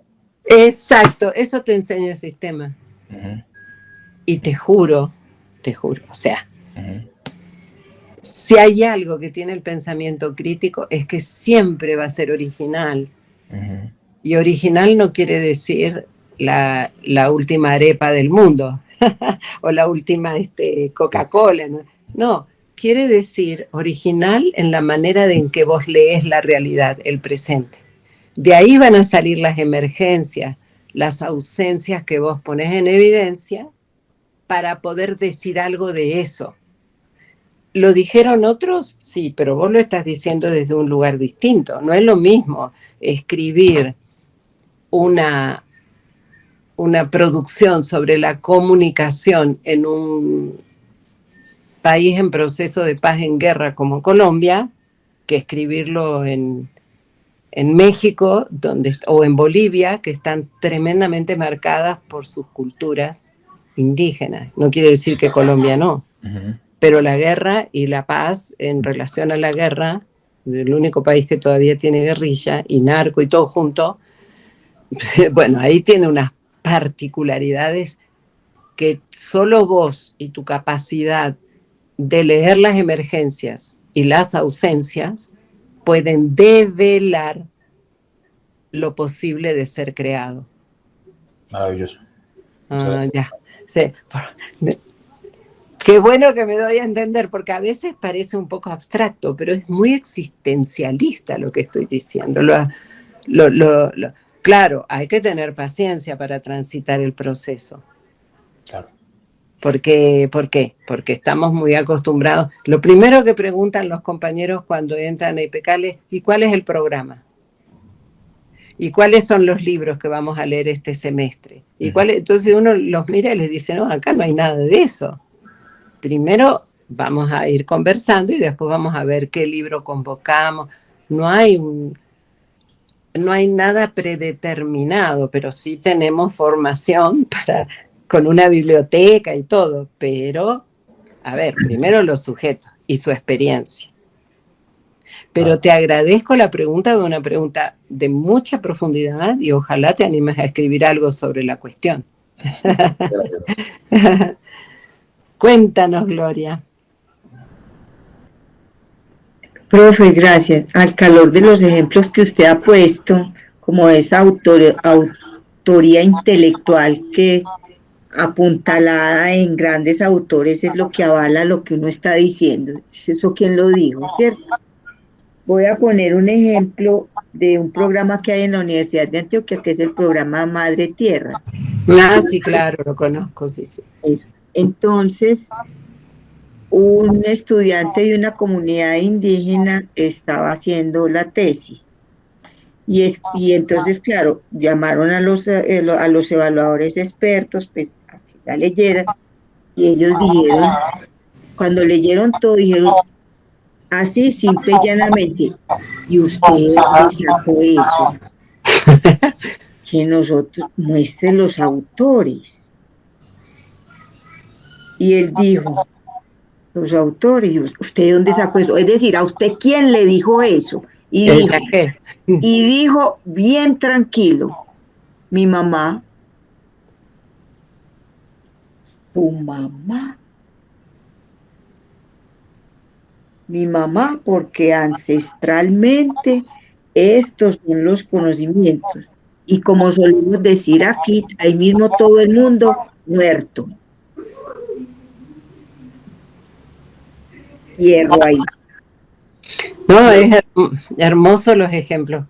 Es que cuando uno pone las anécdotas así como experiencia, la experiencia, miren, todo lo aprendemos por la experiencia. Uno aprende a ser mamá o papá, o aprende a tener novio. Siempre cuento la anécdota de mi hija que debe andar por ahí. Cuando tenía 13, 14 años, ahora ya es grande, ella es mamá de ella. Entonces me dice, mamá, ¿cómo es? ¿Cómo es? ¿Cómo se hace para tener novio? Y yo la miré y le dije, es que no hay una sola manera, bueno, no sé, uno tiene que tener novio primero y después no, se enojó muchísimo, porque ¿cómo le transmite uno a alguien cómo es tener novio? No hay un recetario, no hay una manera, hay muchas, no sé, o sea, entonces ahí la experiencia empieza a tener nosotros no nos damos cuenta que somos nuestra experiencia, El asunto es, como dice Boaventura, cómo en América Latina dejamos de desperdiciar la experiencia. Porque desperdiciamos la experiencia y al desperdiciar la experiencia repetimos lo que otros dicen en vez de construir conocimiento de nuestra propia experiencia. Así como lo trajo Kevin, como estás trayendo vos. Es decir, o como trajo Alejandro, o sea, la experiencia de paternar después de 8 años de no poder serlo, tiene los globitos ahí todavía de cuando fue el cumpleaños de la bebé, de la niña, ya no es una bebé, de 3 años, ¿no? Pero porque eso significa algo importante, es lo precioso de la casa, dijo, ¿no? Ahora, ¿cuánto hay detrás de esa experiencia? ¿Cómo fue el de hijo? ¿Cómo fueron sus padres con él? ¿No? ¿Cómo? Eso no es lo mismo en el Estado de México que en Argentina. ¿Por qué? Porque hay unas condiciones que son distintas, ¿no? Entonces, todo porque somos esencialmente diferentes, a diferencia de lo que nos enseñaron. Entonces, si no, por ejemplo, todo el tema de la interculturalidad es, de verdad hay que ponerlo bajo sospecha. Porque, por ejemplo, en Colombia está la ley de estudios étnicos, o sea, a partir de del 91, ¿no? O del 93, los que son colombianos, los 91. Y entonces en lo étnico entran los negros y los indígenas. Y los indígenas más o menos porque es más, hay más de fuerza de los negros. Oiga, entonces después hay que hacer un currículum para indígenas, otro currículum y dentro de los indígenas no son igual los aruacos o sea, es una locura. No, es la ley 70 del 93, perdón. Exacto, 93. Sabía que era por los 90 porque fue la transformación constitucional de todos los países de América Latina, ¿no? Entonces, en cada país se puso el acento en algo diferente, pero todos tuvieron un mismo punto en común, que se incorpora la figura del consumidor. Ya no está solo el ciudadano, claro, sino que está el consumidor, que claro, es a partir de los 90. Trampa, ahí está la trampa, claro. Exacto. Entonces ahora tenemos defensa del consumidor más que defensa del ciudadano, ¿no? Entonces, ¿qué quiero decir con esto? Que hay que aprender a poner bajo sospecha metódica y hay que aprender a pensar categorialmente, dejar de seguir fraccionando la realidad. Si no, a ver, ¿qué hace que un indígena piense como un indígena y un negro como un negro? ¿No? Esto de la familia, como trae Gloria. Para un negro, la familia es el barrio, todas son tías, El Todas territorio. el territorio, exacto. Entonces, para un indígena también el territorio es vital, por razones distintas. Entonces, la palabra territorio es un concepto estructurante de los pueblos, sobre todo los pueblos originarios, sean negros, sean indígenas, sea lo que sea, pero entonces usemos el concepto y no querramos enseñarle a todos lengua, por ejemplo. Porque acá en México la interculturalidad pasa por enseñarles lengua, ¿no? Pero no por entender cómo decodificar el pensamiento. Por ejemplo, que un indígena, a mí me encanta, en Bolivia tuve unas experiencias maravillosas de ir a hablar con la montaña, con el fuego, igual que acá, ¿no? Con las plantas, con el yagé. Entonces, hay una estructura mental que es distinta a la occidental, pero entonces decodifiquemos la estructura. Y eso es lo que aprendemos aquí en IPECAL, a pensar categorialmente, no a dejar de lado la teoría como muy buena fue la pregunta de Kevin, sino que a pensarla categorialmente para poder articularla con la realidad, ¿no? Esa cuestión de pensar categorialmente consiste en lo que decías ahorita, tomar ciertas palabras clave y apropiarlas, o no es por ahí. Sí, claro. Y te las apropias cuando tienen sentido en la realidad. Por ejemplo, mediación para vos tiene sentido, pero entonces tiene sentido por tu experiencia comunicacional. Pero si tomamos varios comunicadores de tu generación, seguramente coinciden en esa matriz de conceptos comunicacionales, ¿no? O no, o se puede enriquecer. Lo que importa es que vos puedas pensar categorialmente para poder construir problemas y poder construir conocimiento de esos problemas. Y también construir categorías propias, supongo. Exacto. Esas categorías propias se llaman categorías históricas, porque devienen de vos como sujeto histórico, que son diferentes a las categorías teóricas. Por ejemplo, democracia. Que están ahí, ya son una institución esas categorías. O clase de Marx, el concepto. Porque después hay una manera de construir conceptos. Pero no es el concepto y la categoría teórica, sino es, mire, Semmelman, que lo van a leer los que entren a estudiar, dice clarito, la metodología no es un machote o la metodología no es algo externo al sujeto que te organiza la investigación. La metodología. Una plantilla. Una plantilla, claro. No es eso, no es algo externo que te organiza, sino que el método es la manera de pensar el mundo de la vida. La dialéctica es un modo de pensar. No es... Yo siempre preguntaba, ¿qué es la dialéctica? Y siempre me contestaban, la relación teoría-práctica. ¿Pero qué es eso? ¿Cómo se hace? ¿Qué significa? Solamente con Semmelman lo pude resolver. La dialéctica es un modo de pensar. ¿Cómo pienso la experiencia como experiencia vital y cómo la voy llevando en niveles de abstracción compleja hasta un concepto? O cómo creen que Marx pensó el concepto de clase. Claro. Primero lo vivió como experiencia y después fue pensando cómo llamar a esa experiencia. Claro. Esos niveles de abstracción. Eso se puede hacer, lo hacía yo como maestra de preescolar. Ojalá todos los maestros enseñáramos así. La apuesta que tiene México en eso es maravillosa con la nueva escuela mexicana. El problema es que los maestros no están preparados para eso.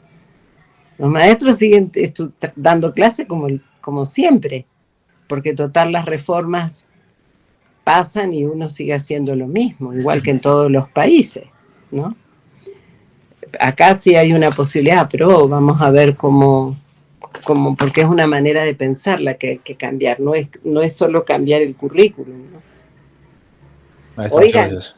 qué pregunta más linda. ¿Qué estás pensando, Olga, Alejandro, Emilio? ¿Qué están pensando? Oseas, ¿estás por ahí todavía, Oseas? Alejandra, ¿qué están pensando? Cuéntanos. Y ya vamos a ir cerrando porque se nos fue el tiempo muchísimo. Es que es fascinante este mundo, ¿eh? Yo, no sé, claro, hay que transitarlo porque todo esto que yo estoy diciendo lleva un proceso de desandar lo aprendido para apropiarnos de otras miradas, ¿no? Cuéntanos, Olguita. Sí, bueno, nosotros acá en México estamos teniendo la nueva escuela mexicana y pues la verdad es que yo sí quiero que se pongan de moda las epistemologías del sur. Tenemos un curso que organizó el sistema federalizado, yo pertenezco al sistema estatal, pero está muy bien planteado. Y dentro de las lecturas que hacemos, bueno, leemos a Hugo Semmelman, leemos a Orlando Falsborda, leemos a María Tegui, a Martín Baró, bueno, también a la doctora Estela Quintar, y estamos transitando, yo veo, la verdad, una ruptura epistemológica en los compañeros y he empezado con zonas que han invitado a todos sus directivos y ellos a sus subdirectores, entonces las supervisoras que están muy movidas, empieza a ver esta idea y empiezan a cambiar, pero luego nos enfrentamos a ideas como crear comunidades de aprendizaje, pero con una metodología que nos parece que no es la correcta. Claro. En este caso, están empezando a plantear que podamos retomar a Gabriel Cámara, que bien hizo un trabajo excelente, pero pues desde CONAFE, que es otro contexto, otra realidad, y que la relación tutora viene a romper con la lógica de lo que es la comunalidad y las comunidades de aprendizaje. Entonces, bueno, todavía sigo replanteándome cómo a través de la pedagogía crítica es que pudiéramos replantear la idea, no por ir en contra de lo que dice la Federación o la SEP, sino porque me parece que la lógica tiene que ser distinta, ¿no? A mí me cuesta mucho hacerles entender a los compañeros que si ellos se siguen centrando en contenidos, en PDAs, están todavía en un pensamiento teórico y que pasar a un pensamiento epistémico es problematizar, hacer la lectura de la realidad, y entonces de repente cuando viene esto me dicen, oye, todo esto que dijiste ahora no aplica con esto que nos están de alguna manera forzando a llevar, ¿no? Tal cual. Es que trajiste una clave, fíjate, Olguita. Creo que el gran desafío es este movimiento entre un pensamiento analítico, moderno, pensar teórico, pensar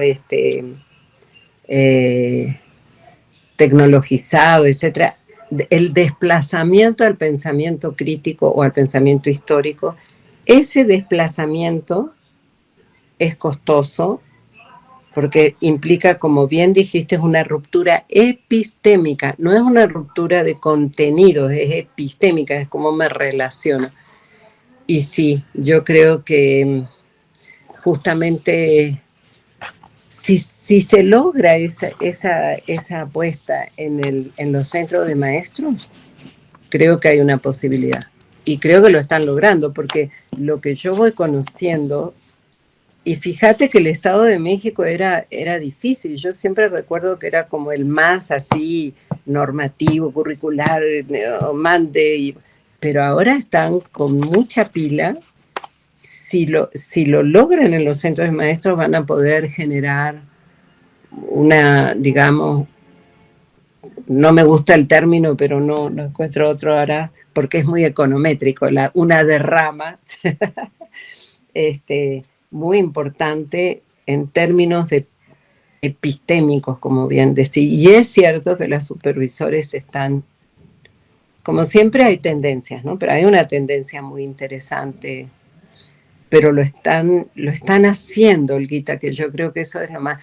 Va a haber en el camino es difícil porque es una ruptura, como dijiste. Entonces, ese desplazamiento, así, si a uno le cuesta, cuando cambia, por ejemplo, los muebles de lugar en la casa, no sé si les ha pasado, que uno cambia los muebles de lugar y hay como un vacío, es como que uno se pierde en la propia casa, ¿no? Entonces, imagínense lo que es cambiar una estructura epistémica, una estructura mental, ¿no? Muy interesante lo que traes, pero sí creo que este país está esperanza. Yo tengo mucha esperanza, ojalá lo podamos sostener, porque al principio, a donde yo iba a dar seminarios y eso, muchos maestros se entusiasmaban porque es como interesante, pero otros decían, no, hay que esperar la próxima reforma.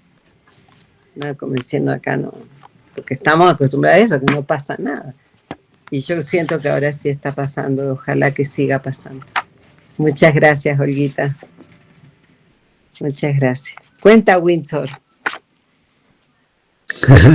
Escuchándoles, me es muy grato apreciar, ¿no? Y compartir sus miradas, ¿no? Acá en Bolivia hemos tenido una transformación curricular con la ley 070, que en los marcos de la descolonización vino el maestro Dussel, vino también el maestro Zemerman por acá, pasó, acompañando junto a Juan José Bautista, su hermano Rafael, todo, ¿no? Son gente que ha aportado bastante, pero lo digo como experiencia personal y como reflexión, ¿no? He podido apreciar y también he sentido los límites de este pensar, digamos, es decir, hay lo que tú decías, pueden cambiar currícula, hemos cambiado la currícula, ¿no? Sí, nuestra currícula ha tenido ya unas 5 o 6 modificaciones, se ha cambiado la ley, ¿no? Se ha normado muchos aspectos, pero el que no está cambiando justamente es la práctica de ese que hace. Hay maestros que sí apuestan, sí, pero son maestros que terminan dándose cuenta que están como una jaula, ¿no?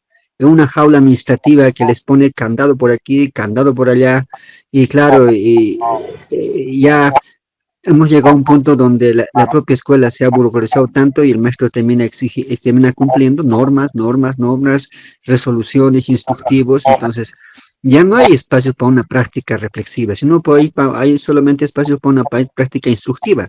Instruyes, das, vacías, o sea, das, y indirectamente, digamos, tenemos una muy buena ley, pero lo que uno aprecia es que hemos caído justamente en una trampa administrativa, lastimosamente, del propio Estado, ¿no? Y ni qué decir del campo académico, ¿no? El campo académico universitario, el ejemplo que dabas de la metodología, te piden que ya está normado que tiene que tener hipótesis tu investigación, ¿no? Ya está normado que tiene que tener marco teórico tu investigación, y te lanzan un esquema, y ese esquema tienes que cumplir. Y si no lo haces, bueno, eres rechazado, ¿no? Como tal. Yo tuve la experiencia última donde la tutora, o no la tutora, el tribunal, se concentró más en ver si mi trabajo tenía citas, ¿no? Si estaba bien citado o no bien citado, y sobre qué autores me apoyaba, y por qué hablaba de autores tan viejos. Yo decía, ¿por qué no habla de autores nuevos, textos de los últimos 5 años? Yo le digo, pero la mejor producción para mí ha sido de los 90, Aníbal Quijano, Dussel y otros, ¿no? 60, 80, ¿no? Alonso Torres, de Educación Popular Freire. No, actualmente no hay, por lo menos en mi contexto, pensadores que estén ahí, digamos, ¿no? Entonces, yo encuentro en el caso de nuestra experiencia mía personal en Bolivia, nos hemos quedado atrapados, ¿no? En una burocracia académica, ¿no? De tecnicismos, ¿no? Pero donde lo que implica es cómo respaldas tu opinión para decir que tu opinión es válida citando un conjunto de autores. Si no lo citas, estás mal. Entonces, no tienes, eres subjetivo, te dicen, ¿no? Eres subjetivo, ¿no? Y ese es un problema. No sé si será así en otras partes, tal vez, no lo sé, pero eso se aprecia, ¿no? Y eso se vuelve como una estructura bien burocrática, ¿no? Hoy en Bolivia hay una alta, las universidades han entrado en una etapa del doctoreo, ¿no? Todos en doctoreo se pagan sus procesos, se doctorean, todos ya son doctores en las universidades. Ustedes vayan, revisan la UNSA, la UNSA, la UPEA, todas las universidades de Bolivia, han entrado, todos son doctores, en mi opinión personal, y lo que yo aprecio hablando con gente como usted, escuchando al maestro Semmelman y otras personas de Latinoamérica, no, yo digo, claro, son doctores sin pensamiento crítico, y yo diría hasta sin pensamiento, sin pensar. Son doctores de teorías que repiten, pero no están pensando la realidad, no están pensando los problemas reales que hoy tenemos en este presente y en esta patria grande, ¿no? Eso diría yo, y gracias.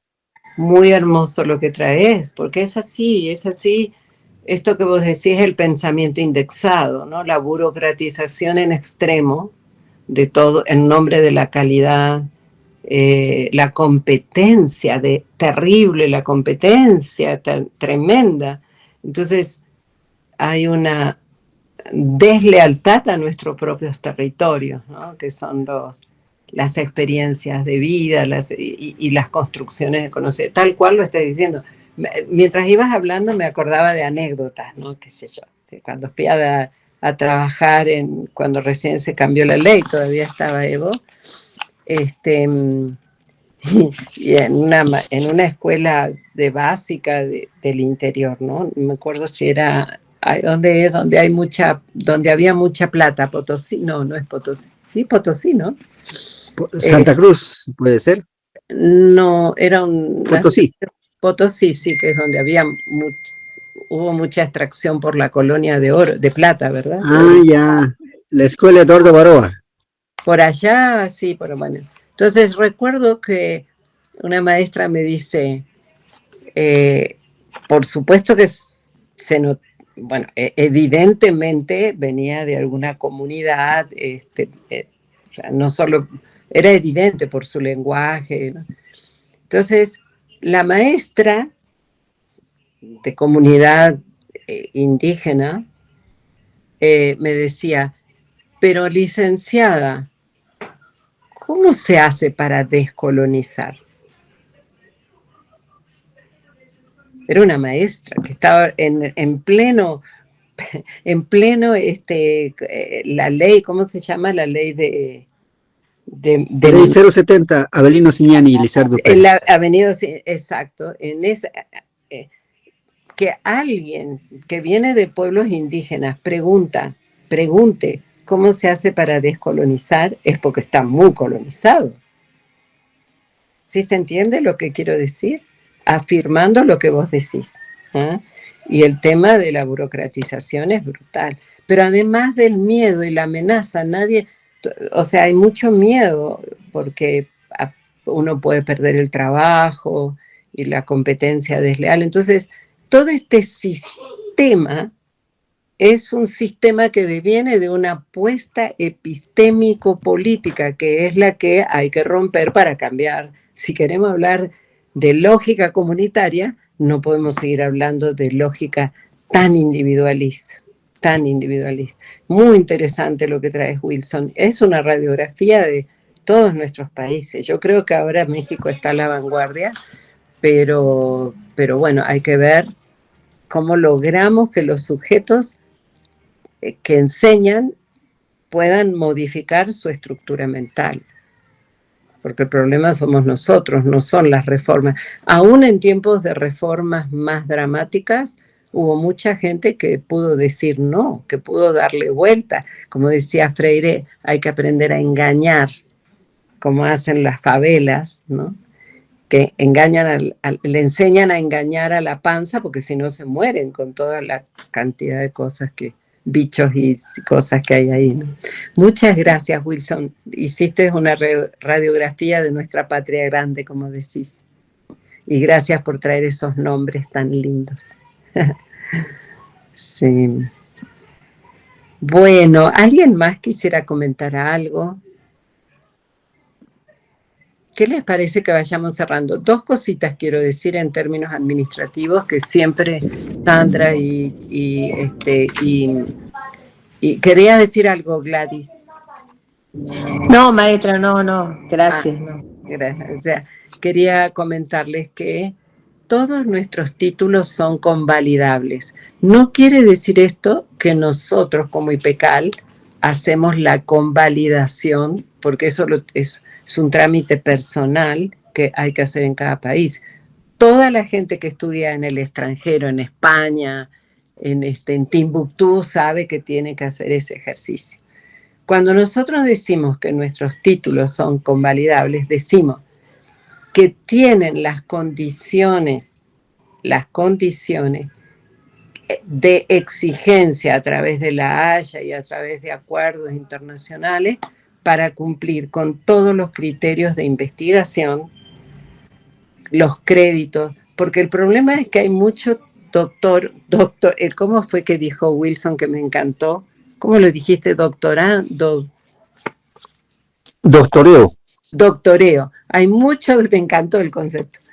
Hay mucho doctoreo con un año y en línea. Hay gente, por lo menos todos sabemos acá en México, ¿no? Hay estados que dan en un año, por conveniencia de los gobiernos o lo que fuere, 1 año, 2 y ya sos doctor. Y en línea, sí, depende de lo que pagues. Entonces ha habido todo porque claro, había una exigencia para los países de una determinada cantidad de doctores por los criterios de calidad, que además los manejó en su momento la OCDE, ¿se acuerdan? Que es un brazo del Fondo Monetario. Miren a dónde está el sistema educativo. Ahora ya eso fue perdiendo vigencia, porque han cambiado las condiciones econométricas del mundo. Entonces ya además está copado, ¿no? Pero todos sabemos que hay doctorados fast tracks, maestría fast track. Lo que nosotros garantizamos es que nuestros posgrados cumplen con las condiciones de años de estudio, de investigación y de créditos necesarios para ser convalidados en cualquier país. En Colombia tenemos, de hecho, ayer BANE publicó la cantidad de estudiantes, ¿no?, que tenemos convalidados, doctorados. Una estudiante de Colombia cuenta su experiencia, en fin, todos nuestros titulados han sido convalidados. En algunos otros países, en Argentina también tenemos convalidados, en Chile todavía no, porque no hay estudiantes chilenos que hayan terminado sus posgrados para poder iniciar el trámite de convalidación, pero nosotros estamos ahí pendientes porque a veces suele suceder, sobre todo con los primeros, que hay que hacer ajustes, que hay que mandar documentación, en fin. Pero en eso sí queremos aclararlo y por supuesto después todos está siempre Sandrita y Cheo para aclarar dudas. Cuenta Windsor. O no sé quién levantó la mano. ¿Es Windsor o esa mano quedó levantada de antes? Perdón, bajo enseguida, sí, ya estaba levantada. Ah, perdón, Windsor, perdón. Bueno, espero no haber sido pero fue muy hermosas las preguntas, las reflexiones, los comentarios, y espero que esta conversa pueda resonar en ustedes. Nosotros usamos mucho el concepto de resonancia, porque a veces no. Nosotros somos más lo que queda en la memoria flotante, diría Freud, y lo que resuena en nuestra existencia para poder hacer melodías, ¿no? Nosotros todos somos energía, resonancia y frecuencia, todos, con distintas densidad, ¿eh? Pero en definitiva, todos quedamos resonando con la palabra, que es una manera de generar energía muy fuerte, ¿no? Espero que esta energía, resonancia y frecuencia siga aleteando en ustedes para poder seguir encontrándonos y caminar caminos bonitos. Que tengan una noche bonita y dulce. Muchas gracias. Adiós. Hasta luego. Un abrazo. Gracias, Estela. feliz noche para Un todos. abrazo para ti, para todos. Feliz noche para todos. Gracias. Un abrazo. noche, Gusto, Estela.